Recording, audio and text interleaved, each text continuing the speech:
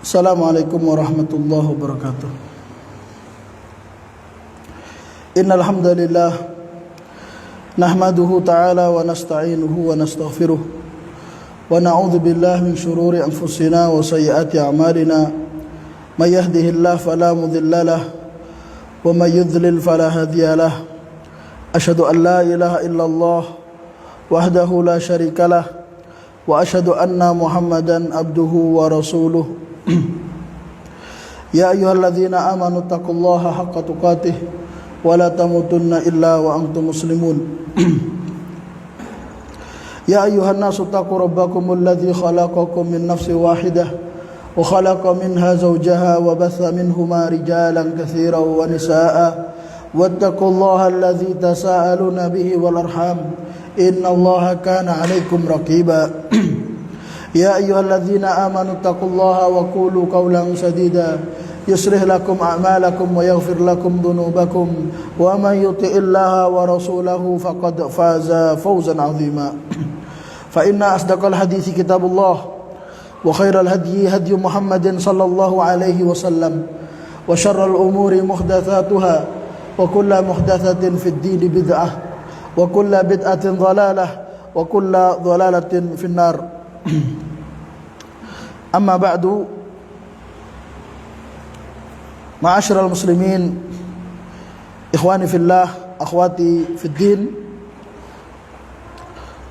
azani Allah wa iyyakum. Alhamdulillah, di pagi hari ini, hari Ahad yang terakhir di bulan Safar, atau bertepatan dengan 30 Safar 1447 Hijriah, karena kemarin sore hilal Rabiul Awal belum terlihat sehingga digenapkan. Hari ini masih di bulan Safar. Alhamdulillah kita diberi kemudahan untuk berkumpul di masjid ini, melanjutkan kajian kita, membaca kitab Fawaidul Fawaid karya Ibnu Qayyim rahimahullah, yang disusun ulang dan dirapikan oleh Syekh Ali bin Hasan Al-Halabi Al-Athari rahimahullahu ta'ala.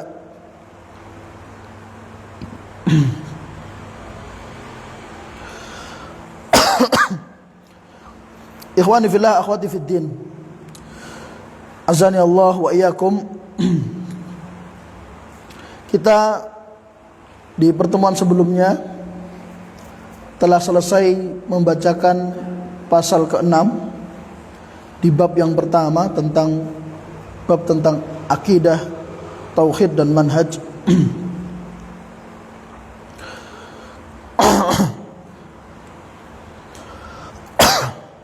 Pasal ke-7 sekarang. Dan jika waktunya cukup, mungkin kita juga akan sambung pasal ke-8.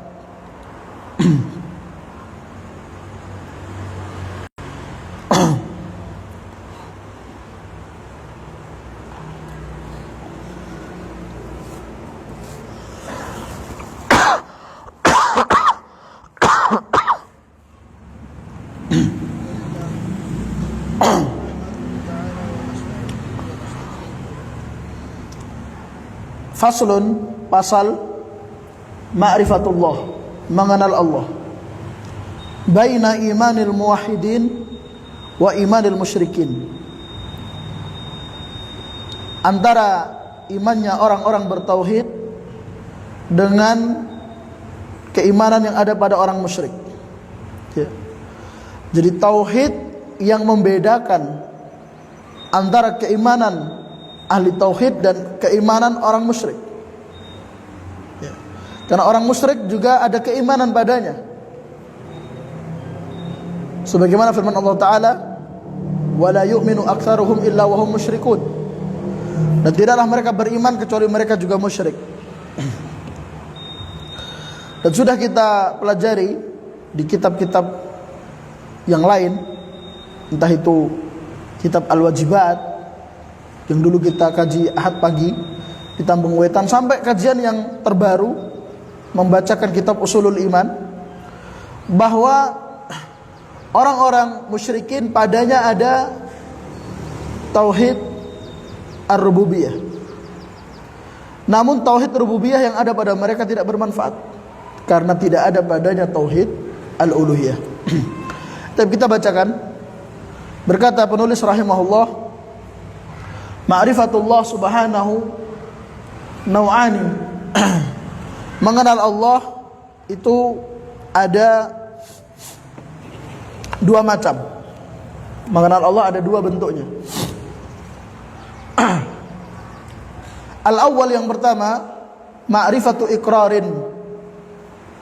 Mengenal berupa pengenalan yang bersifat mengakui, mengetahui, sekedar mengetahui dan mengakui.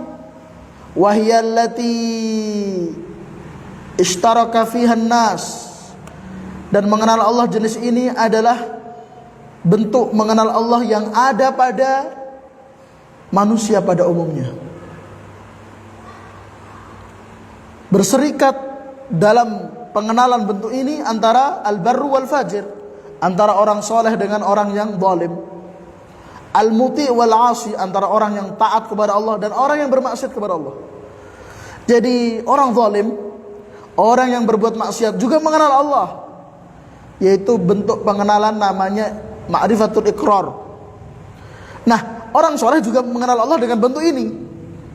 Jadi mengenal Allah dalam bentuk yang pertama ini adalah bentuk pengenalan kepada Allah yang belum bisa terbedakan dengannya antara orang yang mengenal Allah dengan sebenar-benarnya pengenalan dengan orang yang mengenal Allah dalam bentuk pengenalan yang biasa.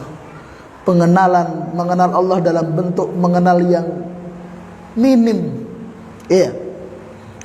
Asal yang kedua, ma'rifatun tujibul haya'a minhu wal mahabbata lahu wa ta'alluqal qalbi bihi wa syauqa ila liqa'ih wa khasyatahu wal inabata ilaihi wal unsa bihi wal firara minal khalqi ilaihi.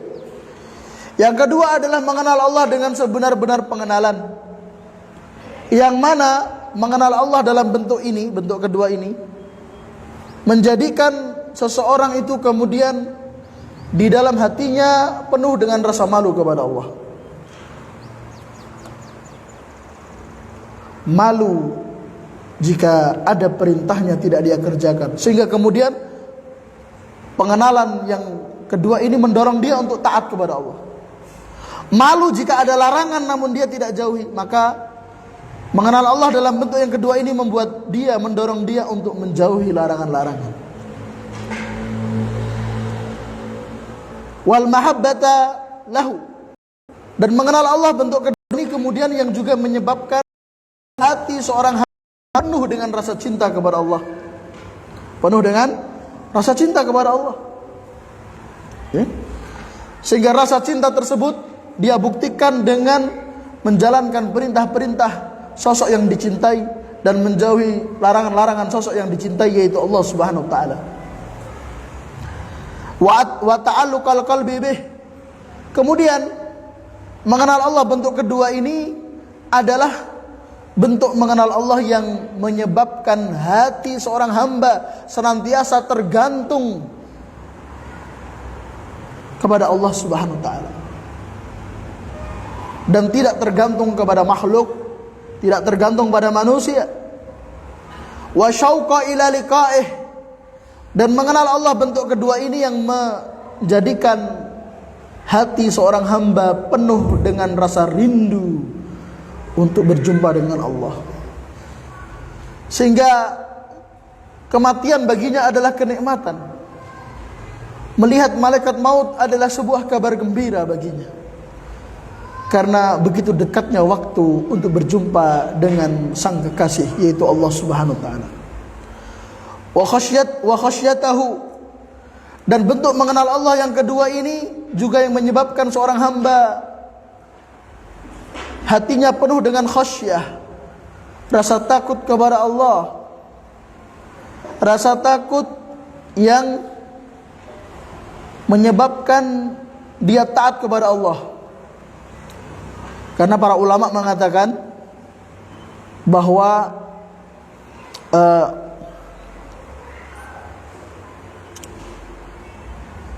di antara keajaiban,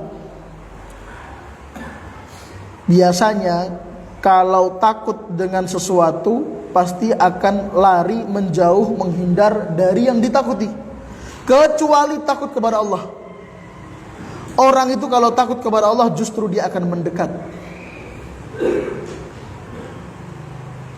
Hanya rasa takut kepada Allah yang menjadikan sosok yang takut tadi mendekat kepada sosok yang ditakuti. Adapun takut kepada selain Allah, sebaliknya. Ketika takut padanya, maka akan menjauh, menghindar, lari darinya. Tapi kalau takut kepada Allah, justru semakin mendekat. Kedekatan kepada Allah adalah bukti rasa takutnya kepada Allah. Jauhnya seorang hamba dari Allah justru menunjukkan lemahnya rasa takut dia kepada Allah. Kemudian wal inabata ilaih wal unsabih.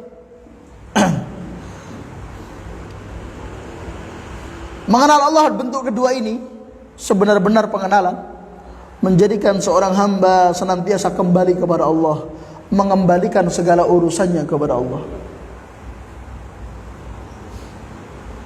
Dan dia berlezat-lezat menyebut nama Allah, bernikmat-nikmat mendengar nama Allah dibacakan, disebutkan.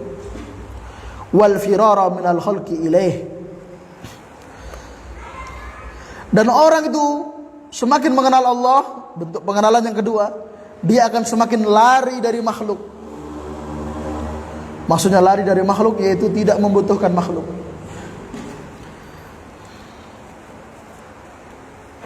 Tidak bergantung pada makhluk. Bukan berarti tidak berinteraksi dengan makhluk. Salah.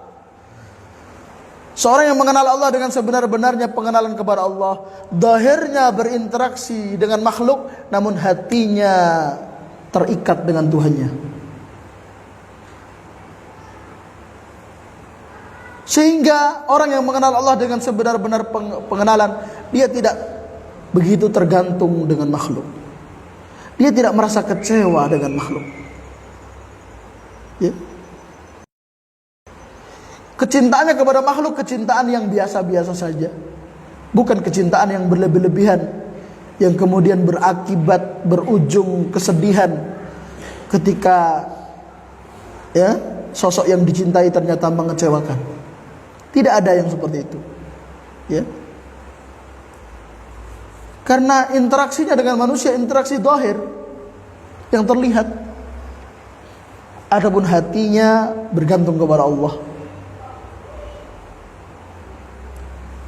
Kemudian kata penulis rahimahullah, wa hadhihi hiyal ma'rifatul khassatul jariyatu ala lisanil qaum.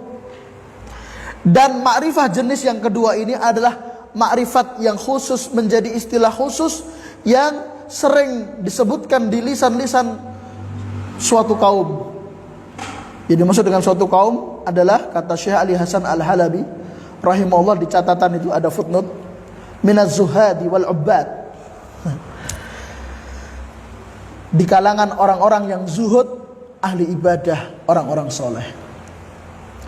Jadi kalau para ulama menyebutkan mengenal Allah, maksudnya adalah yang kedua, bukan yang pertama.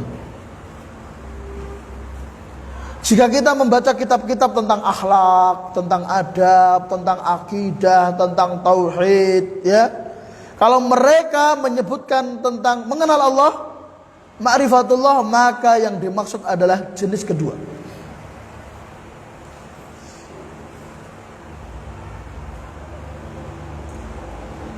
Bukan jenis pertama. Karena mengenal Allah jenis yang pertama itu belum bisa terbedakan dengannya antara orang yang soleh dengan pelaku maksiat. Belum terbedakan antara orang yang mengenal Allah kemudian taat dengan orang yang mengenal Allah namun tetap berbuat maksiat. Dia mengenal Allah, dia tahu ini haram, dia tahu ini dilarang, namun dia tetap kerjakan. Berarti pengenalannya kepada Allah itu pengenalan jenis pertama, ma'rifatu iqrar. Dia tahu bahwasanya Ramadan, puasa itu wajib. Tidak boleh tidak puasa kalau tanpa uzur. Dia tahu, namun dia tetap tidak berpuasa. Namun dia mengenal Allah dan tahu kalau ini puasa Ramadan adalah wajib, sehingga dia sembunyi-sembunyi makan minumnya. Ya, maka ini pengenalan jenis pertama yang belum terbedakan dengannya antara orang yang taat dengan pelaku maksiat. Adapun pengenalan kepada Allah, mengenal Allah yang menjadi garis pemisah, menjadi jurang pembeda antara orang yang taat dengan orang yang bermaksiat adalah mengenal Allah yang bentuk kedua,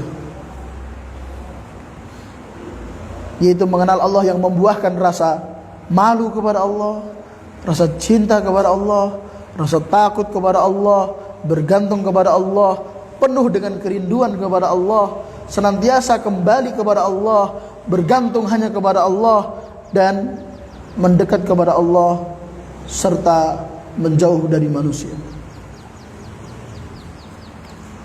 Kemudian kata penulis rahimahullah, wa tafawutuhum fiha la yuhsihi illa alladhi arrafahum bi nafsihi wa kashafa liqulubihim min ma'rifatihi ma akhfahu min ansiwahu wa kullun asyara ila hadhihi al-ma'rifati bi hasabi maqamihi wa ma kushifa lahu minha. Nah, dan manusia berbeda-beda tingkat dan levelnya dilihat dari sisi pengenalannya kepada Allah, yaitu pengenalan bentuk yang kedua. Jadi manusia dalam hal mengenal Allah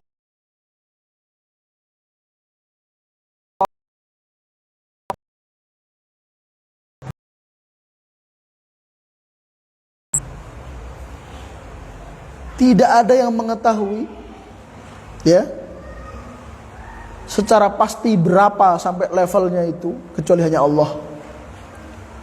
Karena dialah Allah yang arrafahum binafsih. Allah lah yang membuat mereka mengenal Allah. Masya Allah, lihat bahasanya Ibnu Qayyim ya. Alladzi arrafahum binafsih. Jadi kita mengenal Allah itu karena pertolongan dari Allah. Tanpa pertolongan dari Allah, kita nggak akan mengenal Allah.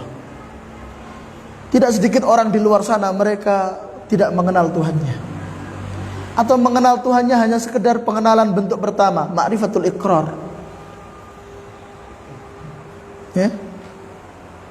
Sehingga orang itu kemudian bisa mengenal Allah dengan bentuk kedua, ini sebuah nikmat, pemberian. Nah, Allah memberikan pemberiannya, ya. Allah menganugerahkan pemberiannya berupa seorang hamba itu dimudahkan untuk mengenal Allah, itu berbeda-beda. Manusia yang mendapatkan anugerah dari Allah, anugerah paling sempurna dalam mengenalnya, yaitu tentu Nabi kita Muhammad sallallahu alaihi wasallam. Sebagaimana diriwayatkan oleh Imam Al-Bukhari dan yang lainnya, Nabi sallallahu alaihi wasallam mengatakan, ana a'lamukum wa akhsyakum. Aku adalah orang yang paling mengenal Allah dibandingkan kalian, dan orang yang paling takut kepada Allah dibandingkan kalian. Jadi di situ yakni Nabi sallallahu alaihi wasallam menyebutkan dua, mengenal Allah dengan takut kepada Allah. Jadi khasyah, rasa takut kepada Allah itu berbanding lurus dengan keilmuan seorang hamba, pengenalan seorang hamba kepada Allah. Oleh karena itu Allah berfirman dalam Al-Quran, innama yakhshallaha min ibadihil ulama. Sesungguhnya orang-orang yang memiliki rasa khasyah, rasa takut kepada Allah, hanyalah mereka para ulama, orang-orang yang alim. Naam. Kemudian wa kashafa liqulubihim min ma'rifatihi ma akhfahu an siwahum. Lihat, orang-orang yang Allah bukakan hati mereka untuk mengenal Allah, yang mana selain mereka itu Allah tutup hatinya sehingga tidak mengenal Allah. Masya Allah. Lihat bahasa Ibnu Qayyim ya. Jadi kalau mau diklasifikasikan, manusia itu terbagi menjadi dua. Ada yang dibukakan hatinya untuk mengenal Allah, dan ada yang Allah tutup kunci rapat hatinya dari mengenal Allah Subhanahu wa taala. Nah, orang yang Allah bukakan hatinya untuk mengenal Allah itu berbeda-beda. Ada yang Allah bukakan hatinya selebar-lebarnya, seperti para nabi dan rasul. Terlebih-lebih Nabi kita Muhammad sallallahu alaihi wasallam.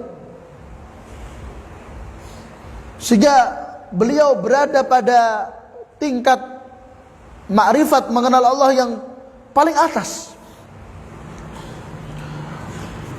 Namun ada yang Allah bukakan separuh, Allah bukakan pintu hatinya hanya terbuka sepertiga, ya, seperempat atau kurang dari itu, atau Allah bukakan pintunya itu sedikit.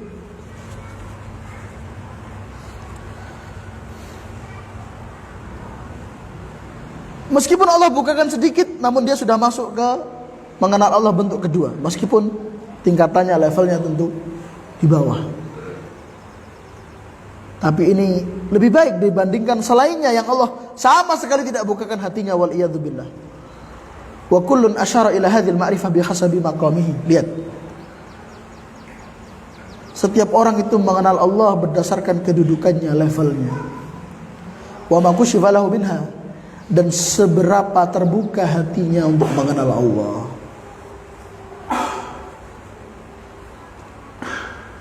Wa qad qala a'raful khalqi bih, dan sungguh manusia makhluk yang paling mengenal Rabbnya, paling mengenal Allah, yaitu Nabi kita Muhammad sallallahu alaihi wasallam. Beliau sendiri mengatakan, ya, dalam doanya yang panjang, yang di sini dibawakan potongannya, la uhsi sana'an alaik anta kama asnaita ala nafsik. Ya Allah, aku tidak bisa memujimu secara maksimal karena hanya Engkau, ya, yang bisa memuji dirimu sendiri dengan pujian yang maksimal. Lihat, sekelas Nabi kita Muhammad sallallahu alaihi wasallam, manusia yang paling mengenal Allah, paling banyak memujinya, paling indah pujiannya kepada Allah. Itu pun beliau mengatakan, la ukhsi sana'an alaik. Seberapapun indah, seberapapun maksimal aku dalam memujimu, la ukhsi sana'an alaik, belumlah sempurna aku dalam memujimu. Lalu bagaimana dengan selain beliau sallallahu alaihi wasallam? Bagaimana dengan kita yang level kita jauh dari level para pembesar-pembesar umat ini, para sahabat, tabi'in, tabi'ut tabi'in, dan imam-imam besar ahlu sunnah beserta ulama salafiyin? Kita masih jauh. Wa akhbara, na'am, tadi hadisnya sahih ya, riwayat Muslim dari Aisyah radhiyallahu anha. Dan beliau sallallahu alaihi wasallam mengabarkan, sebagaimana juga disebutkan dalam Sahih Bukhari dan Sahih Muslim dari sahabat Anas bin Malik, hadis tentang syafaat uzma, syafaat paling besar, ya, yang dulu sudah kita bahas di kajian Ushulus Sunnah karya Imam Ahmad bin Hanbal. Itu syafaat ketika di mahsyar, ya. Beliau mengabarkan annahu subhanahu yaftahu alaihi yaumal qiyamati min mahamidihi bima la yuhsinuhul ana. Masya Allah. Beliau mengabarkan, Nabi kita SAW, bahwa besok kelak di hari kiamat, di mahsyar, ya, Allah akan membukakan hati Nabi kita SAW untuk lebih lebar lagi, sehingga apa? Beliau kemudian memuji Allah dengan pujian-pujian terindah yang pernah diucapkan, yang Allah belum menakdirkan Nabi selama masih hidup untuk bisa mengucapkannya. Allah takdirkan Nabi bisa mengucapkan pujian-pujian itu kelak di mahsyar. Ya kan? Berarti pujian-pujian terindah kepada Allah yang pernah diucapkan oleh makhluk, yaitu pujian yang diucapkan oleh Nabi kita sallallahu alaihi wasallam. Di dunia, pujian-pujian beliau untuk Allah itu pujian yang sudah paling maksimal.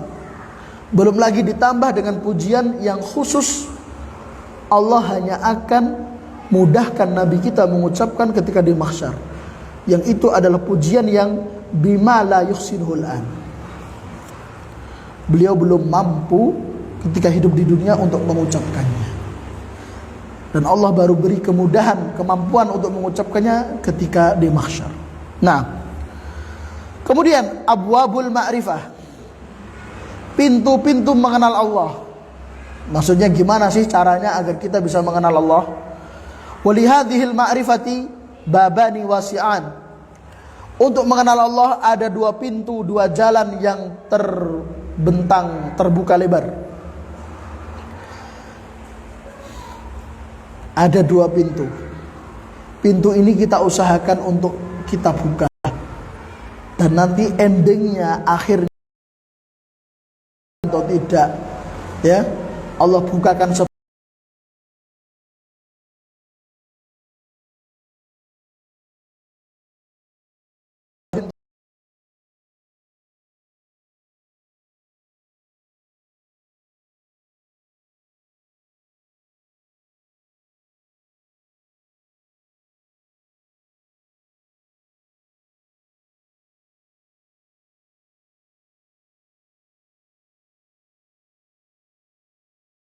tidak bagus.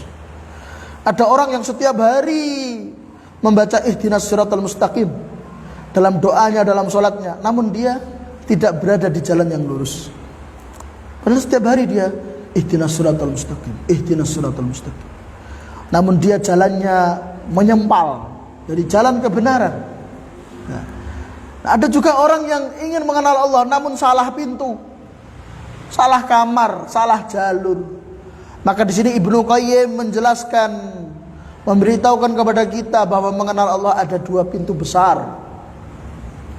Al-babul awal, pintu yang pertama, at-tafakkuru wa ta'ammulu fi ayatil Qur'ani kulliha wal fahmul khassu 'anillahi wa rasulihi sallallahu alaihi wasallam.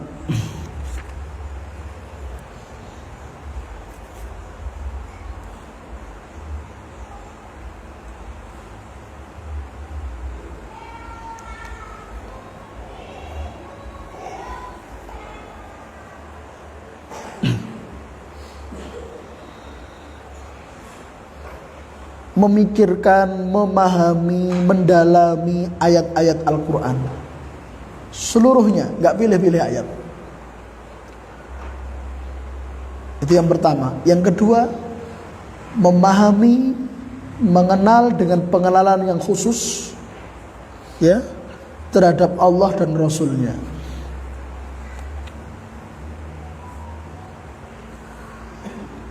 Berarti kesimpulannya, pintu yang pertama ini dengan apa? Mempelajari Al-Quran. Tidak jauh kita dari Al-Quran.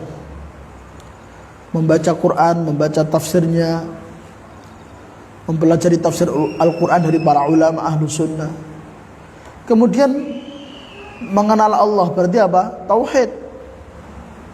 Belajar tauhid, ngaji akidah,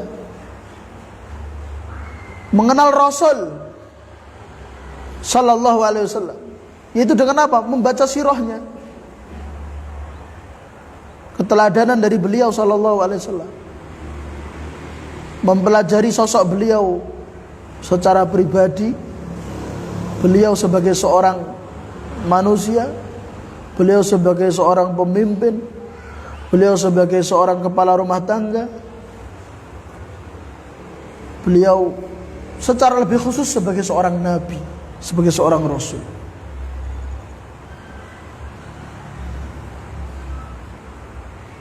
Karena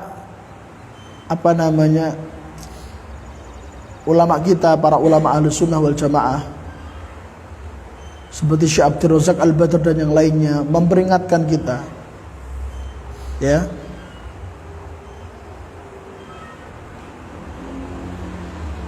banyak orang itu belajar dari sirah itu inginnya apa? Inginnya meneladani sosok beliau sebagai seorang kepala rumah tangga, meneladani beliau, mengambil pelajaran dari beliau sebagai sosok pemimpin, sebagai sosok guru, sebagai sosok pendidik, ya. Kata para ulama seperti Syekh Abdul Razak Al-Badr dan yang lainnya, itu bukan tujuan utama kita belajar sirah. Jangan sampai lupa tujuan utama kita belajar sirah, yaitu apa? Mengenal beliau sebagai sosok Nabi. Itu yang utama itu. Nah kadang enggak. Dilihatnya dari sisi mengenal beliau sebagai seorang pedagang. Bagaimana beliau dalam berdagang. Mengenal beliau sebagai seorang guru, bagaimana beliau mengajar. Enggak melihat bagaimana beliau seorang nabi. Itu yang paling penting. Ya. Yang lainnya itu menyempurnakan saja. Yang lainnya itu sampingan saja. Jangan sampai kita terporsir mengenal beliau sebagai sosok ini itu. Justru sebagai sosok seorang rasul kita luput darinya. Karena kalau sebagai sosok seorang rasul kita luput darinya, akhirnya mutabaah kita, ittiba kita kepada beliau itu juga berkurang nilainya. Ini yang penting untuk saya sampaikan dari apa yang diingatkan oleh para ulama bagi para pembelajar ilmu sirah. Kemudian al-babus tsani, kita lanjutkan. Pintu yang kedua, at-tafakkuru fi ayatihil masyhudah wa ta'ammulu hikmatihi fiha wa qudratihi wa lutfihi wa ihsanihi wa adlihi wa qiyamihi bil qisti ala khalqihi. Memikirkan ayat-ayat masyhudah. Nah, ini sudah kita baca ya di pasal sebelumnya. Ayat masyhudah itu apa? Ciptaan-ciptaan Allah. Ayat-ayat kauniyah. Ya. Melihat alam, melihat pergantian siang dan malam, gunung, matahari dan bulan dan seterusnya, ya. Dan memperhatikan segala hikmah dari segala takdir Allah. Bagaimana kasih sayang Allah, kebaikan Allah, anugerah dari Allah serta kemahaadilan Allah terhadap segala sesuatu, terutama kepada makhluknya. Nah, kemudian kata beliau, wa jumma'u dzalik. Jadi ternyata ya, untuk bab kedua ini atau pintu kedua ini, jadi kita sebagai seorang muslim idealnya sudah memang seharusnya kita itu melihat apa gitu, kemudian apa, menambah makrifat kita kepada Allah. Idealnya begitu. Nah, ada orang itu melihat sesuatu dari alam ini, semakin dia melihat, semakin dia mengenal Allah. Namun ada juga na'udzubillah min dzalik, orang-orang yang melihat sesuatu, semakin melihat semakin jauh dari Allah. Ada orang melihat ini pohon kok aneh, pohonnya apa, keluarnya buah apa, beda dengan jenis pohonnya. Akhirnya itu pohon dikeramatkan, dipagari, dikasih bunga-bunga, didatangi, berdoa di situ, ya, semedi di situ, ya, cari ilham. Ini berarti apa? Dia, apa yang dia lihat membuat dia jauh dari Allah. Nah, kita berlindung kepada Allah dari model-model seperti ini. Kita harus memohon kepada Allah agar kita termasuk orang yang apa saja yang kita lihat itu membuat kita semakin bertambah mengenal Allah, bertambah cinta kepada Allah, bertambah kagum kepada Allah, mengagungkan Allah dan tunduk kepada Allah. Kita lanjutkan. Wa jumma'u dzalik al-fiqhu fi ma'ani asma'ihil husna wa jalaliha wa kamaliha wa tafarrudihi bidzalik wa ta'alluqiha bil khalqi wal amri fayakunu faqihan fi awamirihi wa nawahihi, faqihan fi qada'ihi wa qadarihi, faqihan fi asma'ihi wa sifatih, faqihan fil hukmi ad-dini asy-syar'i wal hukmi al-kauni al-qadari. Dzalika fadlullah yu'tihi may yasha wallahu dzul fadlil 'adzim. Intinya, kata beliau, intinya ya adalah apa? Dari dua pintu ini intinya apa? Intinya kalau mau dijadikan satu adalah al-fiqh, pemahaman yang benar terhadap makna-makna dari Asmaul Husna. Nah, makanya silakan diulang-ulang lagi apa yang sudah kita pelajari bersama, apa yang sudah kita baca bersama dari kitab Fiqhul Asmaul Husna karya Syekh Abdul Razak Al-Badr yang sudah kita hatamkan itu, dibaca-baca, diulang-ulang lagi. Itu akan menambah ma'rifatullah. Ya. Pemahaman yang benar terhadap nama-nama Allah yang maha indah dan keagungan sifat-sifatnya serta kesempurnaannya. Wa tafarrudihi bidzalik, dan bahwasanya Allah esa dalam semuanya itu. Allah esa dalam segala nama-namanya yang sempurna dan sifat-sifatnya yang sempurna. Kemudian juga wa ta'alluqiha bil khalq wal amr, dan bahwasanya nama-nama Allah dan sifat-sifatnya itu berhubungan erat dengan penciptaan makhluk dan perintah-perintah.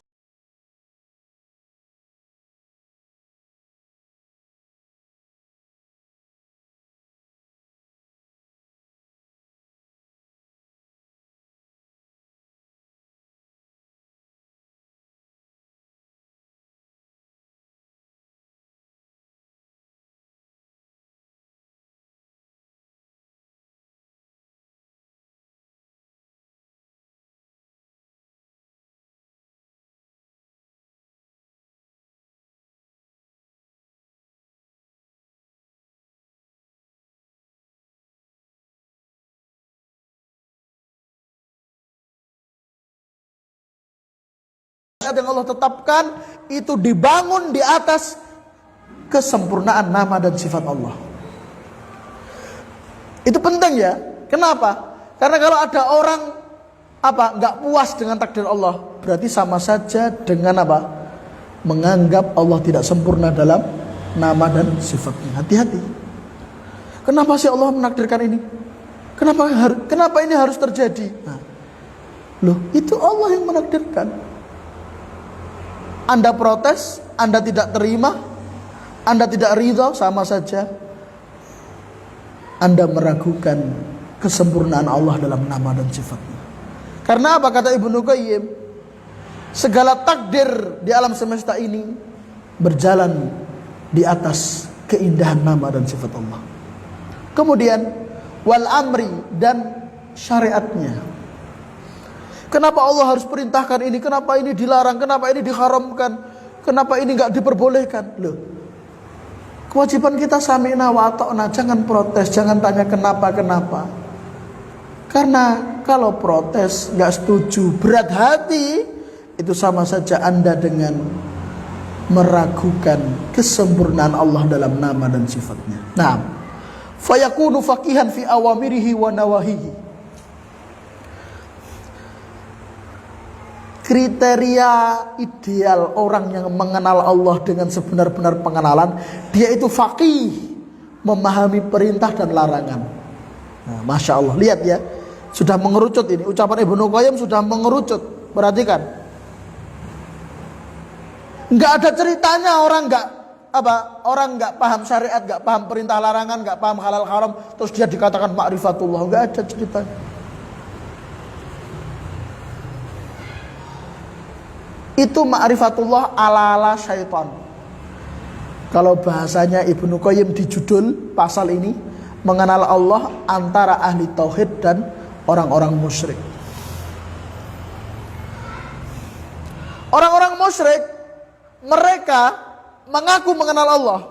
Orang-orang musyrik yang didakwai oleh Nabi kita SAW, orang-orang musyrik Quraisy, orang-orang kafir Quraisy, Abu Jahal, Abu Lahab dan yang lainnya itu. Mereka mengaku mengenal Allah, tapi mereka berbuat kesyirikan. Nah inilah, gak paham perintah larangan. Ingat ya, kata Ibnu Qayyim, faqihan, paham. Makanya Nabi SAW mengatakan apa? May yuridillah bihi khairan yufaqihu fiddin. Tanda jika Allah itu menghendaki kebaikan pada seseorang, Allah pahamkan. Lihat, Allah pahamkan. Kenapa? Karena kalau orang itu sudah dimudahkan oleh Allah memahami agama, berarti dia dimudahkan jalannya untuk mengenal Allah. Makanya jangan berhenti ngaji.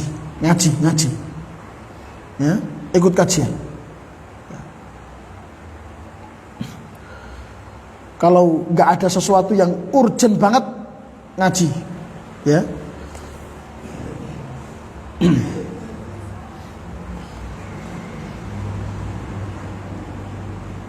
Karena orang itu kalau Allah jadikan cinta dengan ilmu,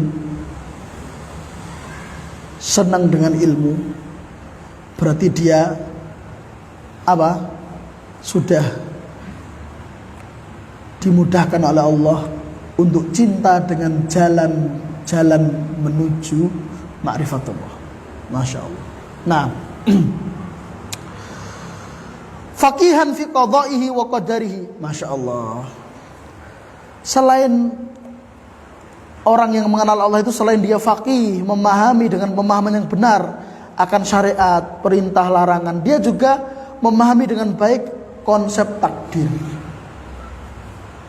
Memahami konsep takdir itu luar biasa, nikmat yang besar, ya.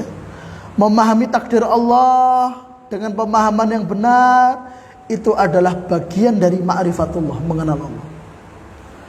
Kemudian faqihan fi asma'ihi wa sifatih, memahami nama-nama dan sifat Allah.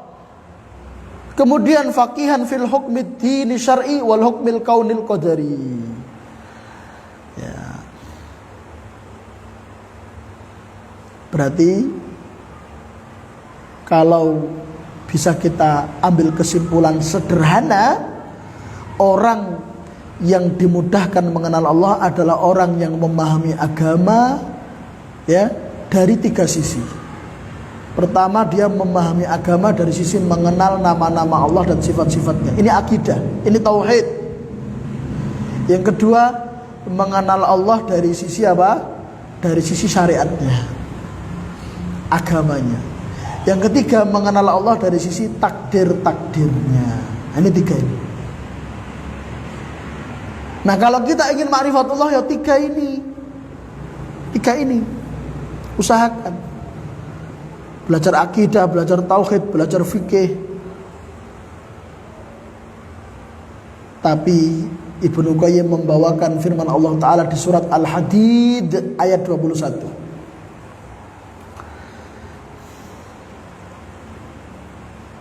Dzalika fadlullah, yang seperti itu adalah anugerah pemberian Allah. Yu'tihi mayasya, Allah kasihkan, Allah berikan pada orang-orang tertentu yang Allah kehendaki. Wallahu dzul fadlil azim, dan Allah itu maha besar, maha luas anugerahnya. Artinya apa? Jangan dipahami Allah itu memberikan anugerahnya ke orang-orang tertentu, oh berarti pelit, oh berarti pemberiannya sedikit, berarti Allah itu nggak kaya sehingga dipilih. Kan biasanya orang itu milih mergo orang itu tak pilih iki sing tak wenehi duit, tak pilih mergo duitnya ngepres. Lihat. Duitku nggur semene, tak pilih ora kabeh ponakanku tak sangoni. Nah, misalnya begitu ya. Tapi kalau Allah milih-milih, yang ini dikasih, ini enggak dikasih, bukan berarti Allah itu apa? Pemberiannya atau kekayaannya itu sedikit, kecil, enggak. Apa kata Allah? Wallahu dzul fadlil azim. Allah itu maha kaya. Kalau Allah mau ngasih semua, bisa. Tapi memang Allah itu menghendaki untuk memilih. Artinya, Masya Allah, orang yang paham tauhid dengan pemahaman yang benar, paham akidah dengan pemahaman yang sahih, paham hukum halal haram dengan pemahaman yang benar, itu adalah anugerah yang Allah tidak kasih ke semua orang. Artinya di luar sana ada orang-orang yang Allah nggak menghendaki untuk dikasih, sehingga dia berada di dalam kubangan kejahilan. Jahil tidak mengenal Allah dalam nama dan sifatnya, tidak mengenal Allah dalam syariatnya, tidak mengenal Allah dalam takdir-takdirnya. Selesai. Kita tambah satu pasal lagi.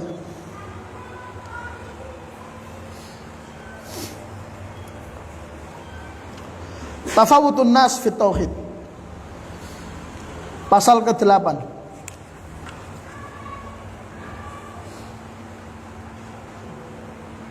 Kasta manusia dalam tauhid. Ternyata manusia itu levelnya dibedakan dengan tauhidnya. Orang kalau mengenal Allah akan melihat manusia dan menilai manusia dari kadar tauhidnya. Inna akramakum indallahi atqakum. Bukan dengan ketampanannya, kecantikannya, nasabnya, kekayaannya, jabatannya, status sosialnya, dan seterusnya. Bukan itu, tapi tauhidnya. Maka dibuatlah bab ke-8 atau pasal ke-8, Tafawutun nas fit tauhid. Berkata penulis rahimahullah, at-tauhidu altafu syai' wa anzahuhu wa andafuhu wa asfah. Masya Allah, bagus sekali ini. Perhatikan, tauhid adalah sesuatu yang paling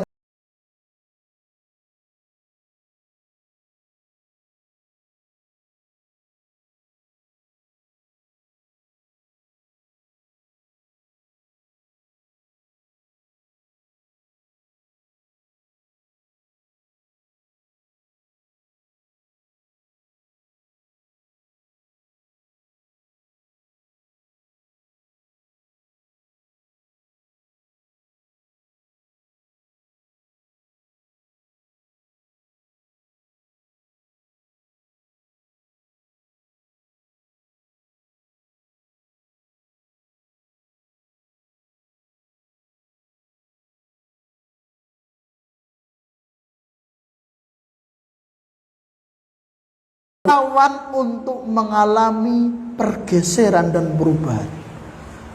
Ini Masya Allah, Ibnu Qayyim langsung ngasih pendahuluan pasal ini seperti ini untuk apa? Agar kita itu menjaga tauhid pada diri kita. Sesuatu yang paling berharga yang kita miliki, yang Allah berikan kepada kita untuk kemudian kita jaga adalah tauhid kita. Harta hilang, diambil orang, habis untuk modal dan seterusnya, itu nanti ada gantinya. Allah bisa mengganti dengan yang lebih baik. Allah siapkan. Jabatan hilang, diturunkan dari jabatannya, suatu saat Allah bisa menggantikan dengan jabatan yang lebih tinggi. Nasabnya nggak baik, bisa Allah jadikan anak cucunya kemudian membentuk nasab baru yang baik. Tapi kalau tauhid gak ada gantinya. Jangan sampai tauhid ini tercabut. Jangan sampai tauhid ini ternodai. Jangan sampai tauhid ini hilang. Karena kalau tauhid itu sudah diambil oleh Allah, gak ada suatu saat Allah akan mengganti dengan yang lebih baik. Gak ada. Gak ada yang lebih baik dari tauhid. Maka tauhid harus kita jaga. Kita jaga kemurniannya, kejernihannya, kebersihannya, kesuciannya, kewibawaannya. Lihat bahasa Ibnu Qayyim. Kemudian Ibnu Qayyim memberikan gambaran, pendekatan, pemahaman atau perumpamaan. Fahuwa ka'abyadhi thawbin yakun. Tauhid itu ibarat kata bagaikan baju yang putih bersih. Pakaian yang putih bersih rawan apa? Rawan kotor, ya. Senden tembok ngerti-ngerti rodok coklat, ya. Ada angin, hembusan angin yang membawa debu, tiba-tiba warnanya sudah putihnya putih beda. Jadi warna putih adalah warna yang sangat rentan, sangat rawan, yu'assiruhu fihi adna atharin. Dia sangat mudah terkena noda dan mudah berubah warna karena noda atau warna lain yang hinggap padanya. Hati-hati. Ya. Perkara tauhid jangan diremehkan. Perkara akidah jangan dianggap enteng. Jangan, wah aku ngaji tauhid suwi, terus khatam banyak kitab masalah akidah. Jangan merasa aman. Enggak jaminan. Sekelas Nabi Ibrahim alaihissalam, beliau dan Nabi kita Muhammad sallallahu alaihi wasallam adalah dua manusia yang paling sempurna tauhidnya. Semua Nabi dan Rasul tauhidnya sempurna, melebihi selain Nabi dan Rasul. Namun yang berada di puncak kesempurnaan tauhid adalah Nabi kita Muhammad sallallahu alaihi wasallam, dan sebelumnya ada Nabi Ibrahim alaihissalam. Itu pun beliau masih berdoa, ya, apa? Untuk menjauhkan beliau dan anak cucunya dari menyembah selain Allah. Ya, masih takut dengan kesyirikan, masih takut apa? Ternodai tauhidnya. Itu sudah berada di puncak. Ya? Jadi sangat takut ternodai akidahnya. Wakal mir'ati safiyati jiddan adna syai'in yu'assiru fiha. Perumpamaan yang kedua, tauhid itu seperti kaca yang bening, yang bersih. Kemudian apa? Ada debu yang menempel padanya. Sangat mudah ditempeli sesuatu. Itulah kondisi tauhid. Walihadza tushawwishuhul lahdhatu wal lafdhatu wasyahwatul khafiyyah. Perhatikan ucapan Ibnu Qayyim. Jadi penting ya. Jadi orang paham tauhid itu, Masya Allah, hati-hati bicara, hati-hati mengambil langkah, mengambil sikap, berbuat, dan seterusnya. Termasuk hati-hati menerima sesuatu, menyerap sesuatu. Lihat, walihada, oleh karena itu, tusyawishuhu, tauhid itu mudah tergeser, mudah ternodai dengan lahdhah, pandangan yang singkat. Lahdhah itu bisa pandangan singkat atau bisa sesuatu yang terbetik dalam alam pikiran singkat. Kadang terbetik apa, tiba-tiba tauhidnya tergeser. Terbetik apa di alam pikirannya, tauhidnya sudah ada bercak noda. Sangat rawan. Maka hati-hati ya. Hati-hati kita mendengar sesuatu. Makanya ma'ruf di dalam manhaj salaf untuk apa? Selektif dalam mengambil ilmu, hati-hati dalam memilih guru, menghadiri pengajian, ya. Sampai-sampai Imam Al-Barbahari dalam kitabnya Syarhus Sunnah, ya, mengatakan apa? Idza sami'ta rajulan fi zamanika khassah fala tu'ajilanna wala tadkhulanna minhu syai'a. Jika engkau mendengar salah seorang di zamanmu berbicara masalah agama, jangan terburu-buru engkau terima, jangan terburu-buru engkau masuk ke dalamnya. Hatta tandura au tas'ala, sampai engkau memeriksa atau bertanya kepadanya tentang dalilnya. Begitu. Jadi jangan ada setiap ceramah kemudian manduk-manduk. Benar juga ya. Antum anggap itu baik, ternyata itu telah menodai tauhid dalam hati. Maka kata Ibnu Qayyim, lihada tushawwisuhul lahdhah. Lahdhah, sekejap. Lahdhah itu sekejap. Orang Arab kalau bilang sebentar, lahdhah. Ditunggu ya, ditunggu di luar. Kemudian suruh nunggu sebentar, mereka biasanya bilang lahdhah. Jadi lahdhah itu sesuatu yang sekejap begitu. Lewat sepintas, namun langsung meninggalkan noda pada tauhid. Na'udzubillah min dzalik. Wal lafdhah, ucapan yang hanya singkat. Apalagi ucapan yang panjang lebar ngalor ngidul. Ada orang ucapannya singkat, terdengar bagi orang lain langsung apa? Ada pergeseran akidah. Na'udzubillah min dzalik. Wasyahwah, loh syahwah. Syahwatul khafiyah, keinginan hati. Hati-hati, kadang ada keinginan dalam hati yang tersamarkan. Kita mengiranya keinginan kita baik, ternyata keinginan kita menodai akidah dan tauhid. Ini diingatkan oleh Ibnu Qayyim. Fa in badara sahibuhu wa qala adzalika al-athar bidziddih. Kalau seseorang itu ketika terkena noda segera dia bersihkan, maka enggak masalah. Wa illa, namun kalau tidak segera dia bersihkan, istahkama, maka akan istahkama itu apa? Cara Jawa niki ngoyot. Noda itu akan menempel kuat, menjadi karat. Wasara tabaan, lalu menjadi tabiatnya. Yata'assaru alaihi qal'uhu, yang kemudian menjadi sulit untuk ditinggalkan, sulit untuk dibersihkan, sulit untuk disingkirkan. Ucapan Ibnu Qayyim ini memberikan pelajaran kepada kita bahwa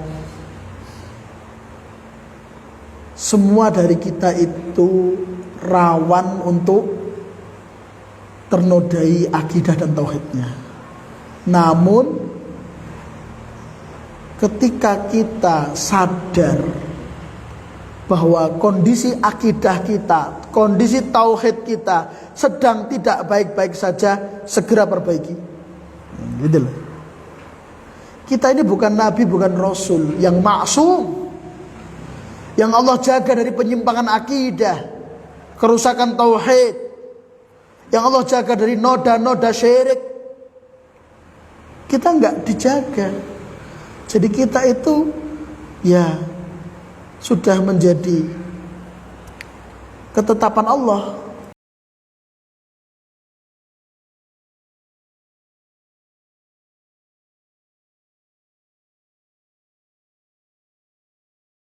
Mengotori akidah dan tauhidnya. Namun kata Ibnu Qayyim, segera bersihkan.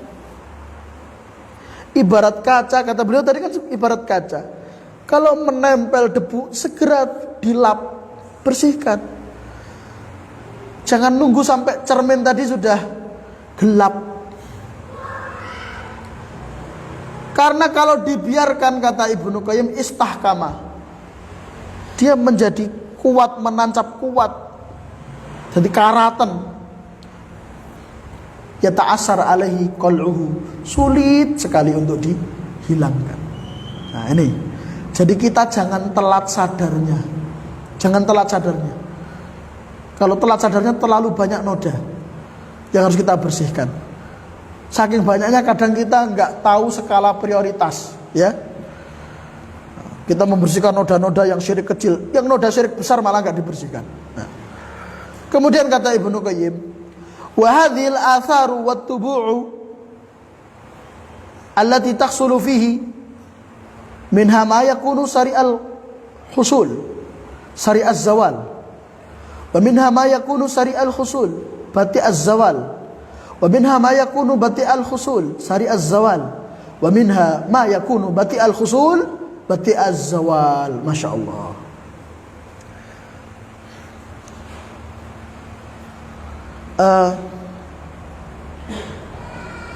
Noda-noda yang mengotori tauhid itu terbagi menjadi 4. Kalau kita perhatikan ucapan Ibnu Qayyim ini ada 4.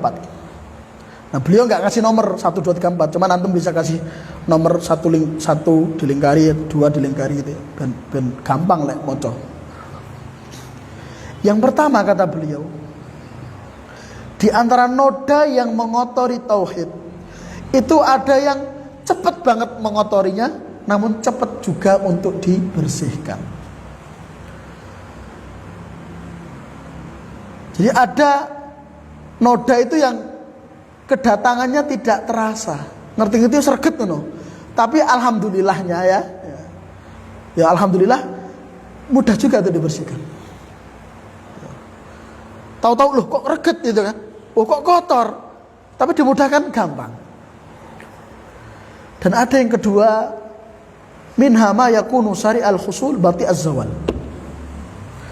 Ada model noda-noda yang mengotori akidah dan tauhid, itu yang cepat menodai, lama untuk dibersihkan. Dibersihkan nggak langsung bersih 100%. Butuh dikosok, butuh beberapa kali. Nah. Yang ketiga, wa minha ma yakunu bati al-husul sari az-zawal. Ada yang noda ini mengotorinya lama, nggak langsung reget gitu kan. Jadi efek mengotorinya jangka panjang. Namun sekali ternodai sari al-zawal, mudah dibersihkan, mudah dihilangkan. Nah, yang paling parah itu yang keempat. Wa minha ma yakunu bati al-husul bati'a az-zawal. Ada noda yang mengotori akidah tauhid, sulit untuk dihilangkan dan sulit datangnya, sulit mengotorinya. Ini 4 ini, ya. Nah, penting untuk kita ketahui ya, agar ya, agar kita itu harus menyadari. Dan kita sendiri nanti akan merasakan ada hal-hal yang kita sudah tahu, salah akidah, tauhid, ternyata selama ini saya salah. Ada yang kemudian kita bisa langsung berlepas diri darinya. Dan ada yang proses lama. Ada proses lama. Ada yang dulu udah rajin ziarah ke kuburan Ali. Setelah ngaji langsung ditinggalkan 100%. Nggak ikut sama Ali. Udah jadi pembicaraan teman-temannya dulu, ustadznya, kiainya dulu, nggak apa dulu. Masya Allah.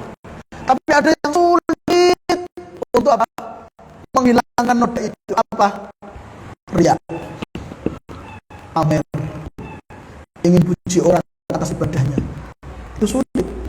Itu butuh proses lama, butuh perjalanan panjang, butuh usaha yang tidak menyerah. Kemudian at-tauhidu wa dzunub, korelasi antara tauhid dan dosa-dosa.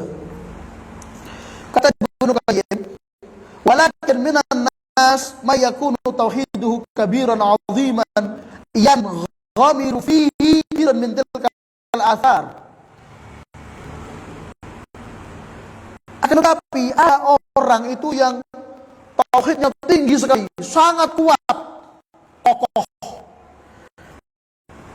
Sekuat-kuatnya orang dalam tauhidnya itu seperti seandainya tupai yang melompat. Pasti ada suatu momen, suatu saat dia akan jatuh terpeleset. Orang yang tauhidnya kuat, akidahnya kokoh, ada juga saat di mana dia tergelincir. Orang yang tauhidnya kuat, akidahnya kuat, ketika terjatuh pada dosa, dosanya itu tenggelam dalam melakukan tauhidnya. Artinya apa? Gak ngefek tauhidnya, gak ngefek ke tauhidnya.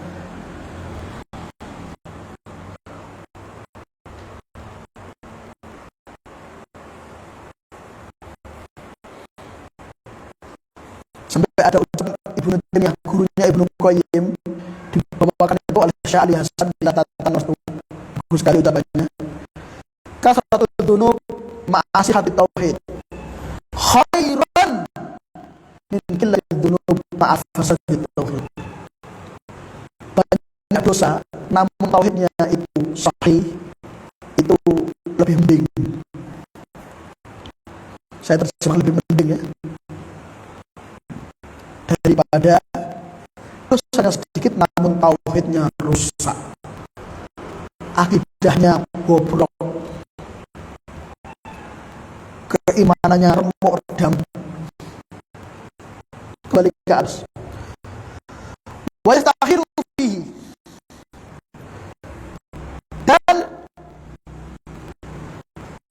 dosa sebesar apapun atau sebanyak apapun, saya ulangi, dosa banyak apapun tidak merubah tauhidnya.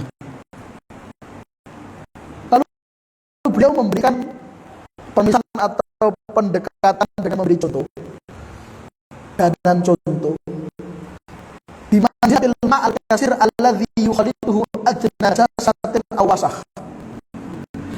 Itu seperti air yang banyak sekali kemudian kemasukan najis.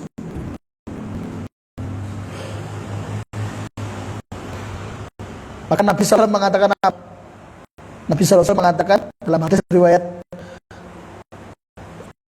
Ashabus Sunan, idza kana al-ma'u latain lam yahbul khabas. Kalau air itu dua kullah tidak akan menjadi najis sebab kemasukan najis. Itu kan ada apa? Lalu ucapan Nabi al-ma'u la yunajjisu syai', itu kaitannya dengan sumur Budhu'ah di kota Madinah. Yang sumur ini kalau musim hujan itu kotoran itu apa? Eli masuk sumur ini. Entah bangkai, entah apa obat wanita dan yang lainnya, ya, bangkai hewan itu, ayam mati dan seterusnya, itu masuk ke situ. Para sahabat bertanya, bolehkah berwudu kayak air sumur Budhu'ah dalam keadaan seperti itu? Nabi mengatakan, air pada sumur Budhu'ah itu tetap suci. Saking banyak, sehingga najis pira-pira tetap menjadi air itu berstatus suci dan mengikat. Nah, maka ini memberikan faedah kepada kita jangan berhenti belajar tauhid dan mewujudkan tauhid. Jangan merasa puas dengan tauhid kita saat ini. Jangan merasa puas alhamdulillah kenal belajar tauhid. Tapi terus untuk disempurnakan. Usahakan tauhid kita itu tauhid kita itu negoro. Bagikan lautan. Najis pira-pira kalbu tidak efek. Tetap suci dan mensucikan. Ya kan? Karena air laut itu kan karena dia apa? Tahurun ma'uhu, airnya suci dan mensucikan. Meskipun di dalamnya ada beberapa paus terbesar mati, bangkai najis, tetap dia mensucikan. Fayaqarru bihi. Kemudian perhatikan, fayaqtarru bihi sahib tauhid al-sunnah. Akan tetapi orang-orang yang level tauhidnya di bawah yang tadi ya, yang tauhidnya kuat-kuat, besar, kokoh. Ada orang yang tauhidnya enggak kuat, lemah, enggak kokoh, tapi apa? Dia sudah tertipu, terlena, terpesona, terkesima dengan tauhidnya. Nah, hati-hati. Ciri-cirinya apa? Bermudah-mudahan berbuat dosa. Rapopo ngantet duit. Jadi bendara ngambil uang, orang ngerti duit berang-berang. Yang penting ada kita tauhid orang syirik. Ini apa kata Ibnu Qayyim? Ini orang tertipu. Kan ini bukan dosa syirik. Tak tahu. Ini penyakitnya. Kadang ada ikhwan sudah ngaji bermasalah, ya, dalam masalah amanah megang uang orang. Entah dia di sebuah lembaga sosial, entah dia yayasan, entah dia ini itu, megang uang orang banyak dipakai. Banyak orang joli, kok tak balik ini. Kenyataannya berat mengembalikan. Bermudah-mudahan. Ini berarti apa? Masalah. Kalau orang tauhidnya kuat, tidak akan berani. Tapi kalau orang tauhidnya lemah, dia akan berani. Tertipu dengan tauhidnya. Fa yakhlutu tauhidahu adh-dha'ifa bima khalata bi sahibut tauhid al-'azim tauhidah. campur antara orang yang tauhidnya lemah dengan orang yang tauhidnya kuat. Artinya apa? Orang yang tauhidnya lemah merasa tauhidnya kuat. Antum ingat-ingat rumus kalau belum catat. Orang yang tauhidnya kuat merasa tauhidnya lemah. Ada orang yang tauhidnya lemah merasa tauhidnya kuat. Nek antum merasa aku wis ngaji tauhid suwi aman-aman, itu berarti. Dan itu diingatkan oleh Syekh Muhammad Abdul Wahab di dalam kitab Kashfus Subhat yang dulu pernah kita bacakan Sarub, ya. Apa kata Syekh Muhammad Abdul Wahab? Ya. Orang itu kalau mengatakan atau itu arfnah, tauhidnya sudah paham, ya, berarti dia sudah terkena jebakan syaitan. Terkena jebakan syaitan. Fayadharu min ta'thir, terlihat dampaknya pada orang yang tauhidnya lemah, yang itu tidak terlihat dampaknya pada orang yang tauhidnya kuat. Orang bertauhid, tauhidnya kuat, ya, terjatuh pada dosa ini itu enggak ngefek tauhidnya, tetap kokoh. Tapi kalau orang tauhidnya lemah, dosa sekecil apapun langsung getar dia, goyang dia, ya, goyang. Wa aidan, dan juga kata beliau, fa inal mahala safi jiddan yadhharu li sahibihi ma yutanisuhu ma la yadhharu fil mahal alladhi lam yablugh fi as-safa'i mablaghahu. Masya Allah, bagus sekali, ya.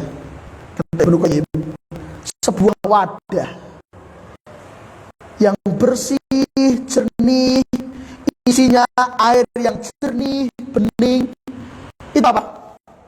Ketika ada noda langsung ketok. Makanya kenapa kok dibahasakan tadi, orang yang akidahnya kuat, tauhidnya kokoh, itu nggak ngefek banyak dosa, dia terjatuh pada dosa ini itu nggak ngefek. Kenapa kok nggak ngefek? Karena langsung ketok dan dia langsung antisipasi, langsung atasi, langsung bersihkan. Laut yang lemah itu apa? Diibaratkan apa? Ibnu Qayyim mengibaratkan al-mahal alladzi lam yablugh fil safa mablaghahu. Sebuah wadah yang kotor, isinya kotor. Wis kotor rumongsone resik. Ini masalah. Masalah. Rapopo dosa pisan-pisan. Lho kok pisan-pisan dosamu lho sakit. Kok pisan-pisan piye to? Enggak apa-apa, nanti kan bertobat, Allah kan Maha Penyayang. Loh, lah kamu enggak lihat dosamu yang kemarin aja belum tobat kok mau nambah gitu loh. Jadi Ibnu Qayyim membuat permisalan dua wadah. Baskom, dua mangkok atau yang semisal. Yang satu jernih, ada apa masuk, ya, cicak atau apa atau debu atau daun, dia langsung ambil bersihkan. Ketok, saking jernihnya, saking kuatnya tauhid, saking kokohnya akidah. Tapi kalau ya, akidahnya melempem, ya, tauhidnya gembos, ya, mau terlihat mana udah gelap gitu, ya? Nah, perumpamaan yang indah dari Ibnu Qayyim.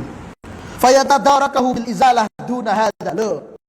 Maka dia bisa langsung tahu mana nodanya dan langsung bisa membersihkan. Itu kalau tauhidnya duna hadza. Dan itu tidak akan sama dengan yang satunya lagi, yaitu apa? Yang banyak kotoran, ya. Udah banyak kotoran kok mau nambahi kotoran. Fa innahu la yash'uru bihi. Bahkan lebih parah yang kata Ibnu Qayyim, orang itu kalau noda-noda yang tauhidnya itu sudah terlanjur banyak, itu ada nambah lagi noda, nggak terasa. Rumongsone aman-aman lah. Masya Allah, ya.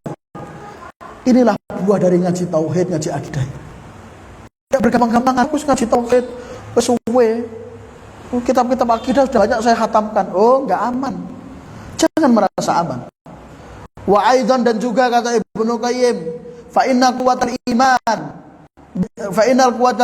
iman wa tauhid idza kanat qawiyatan jiddan ahalatil mawad ar-radi'ah wa qaharatha bi khilafil quwwa adhifah. Demikian pula kekuatan tauhid, semakin tinggi kekuatan itu, maka semakin kuat juga dalam menyingkirkan noda. Sehingga noda sebesar apapun, dia juga untuk menghilangkannya. Karena tauhidnya kuat, tauhid yang kuat bisa menyingkirkan noda yang besar. Nah, kalau tauhidnya lemah, noda kecil aja nggak bisa dia singkirkan, apalagi noda besar. Kalau ada pertanyaan, Ustaz, apakah sahabat itu, person sahabat, pernah terjatuh pada sebuah kesalahan besar? Jawabannya pernah. Dan dulu pernah kita bacakan di kitab Sulul Iman tentang apa? Imam Ahmad bin Hanbal jelaskan bagaimana sikap kita terhadap kesalahan, ketergelinciran, kekeliruan person-person sahabat. Ya. Dan bedakan sikap Ahlussunnah dengan sikap Ahlubid'ah seperti Khawarij, Syiah dan yang lainnya. Person-person sahabat ada yang terjatuh pada kesalahan besar yang mengakibatkan apa? Tumpahnya darah. Perselisihan antara Muawiyah bin Abi Sufyan dengan Ali bin Abi Thalib radhiyallahu anhu. Perselisihan antara Aisyah radhiyallahu anha dengan Ali bin Abi Thalib, sampai Aisyah merasa menyesal, sampai yang awalnya ingin dikebumikan bersanding dengan suaminya, akhirnya beliau apa? Karena merasa kesalahannya itu besar, beliau akhirnya mengurungkan keinginannya untuk apa? Disandingkan dengan jasad Nabi sallallahu alaihi wasallam. Saya merasa besarnya kesalahannya. Tapi seperti itu orang yang tauhidnya kuat itu. Dia langsung tahu, langsung menyadari dan langsung taubat darinya. Tapi orang-orang yang tauhidnya lemah, dia enggak akan pernah sadar. Na'udzubillah min dzalik. Wa aidan terlanjutkan. Dan juga fa'il katsirah wal ghamirati lis-sayyi'at la yusamahu bima la yusamahu bi man ata bisatil kasayyi'at wa laysa lahu mislu kasayyi'at kama qil fa idzal habibu atta bi dhanbin wahid ja'at mahasibuhu bi alfi syafi'. Masyaallah. Orang itu kalau kebaikannya banyak, tauhidnya kuat, maka keburukan kesalahannya akan tenggelam dalam lautan kebaikan dan tauhidnya, sehingga orang seperti ini mudah untuk dimaafkan. Lihat, person-person mereka terjatuh pada kesalahan sebesar apapun, Nabi mengatakan apa? La tasubbu ashabi. Jangan mencela sahabat. Dalam riwayat Tirmidzi Nabi mengatakan idza dzukira an ashabi fa amsiku. Kalau disebutkan kesalahan-kesalahan sahabatku, jangan teruskan. Artinya apa? Maafkan. Orang itu semakin banyak kebaikannya, semakin banyak kesolehannya, semakin tinggi keimanannya, kokoh akidahnya, kuat tauhidnya, semakin banyak dimaklumi kesalahannya. Bima la yusamahu bihi man ata mislatul kasayyi'at wa laysa lahu mislu tilkal mahasin. Berbeda dengan orang yang apa? Kebaikannya tidak sebanyak yang pertama, tauhidnya tidak sekuat yang pertama, akidahnya tidak sekokoh yang pertama. Kama kila sebagaimana diucapkan oleh seorang penyair, wa idzal habibu atta bi dzambin wahidin ja'at mahasinuhu bi alfi syafi'i. Ketika seorang kekasih melakukan suatu kesalahan, maka kebaikan-kebaikannya yang banyak akan mendapat 1000 maaf. Masya Allah. Satu kesalahan tenggelam dalam 1000 maaf. Wa aidan yang terakhir, fa inna sidqal talab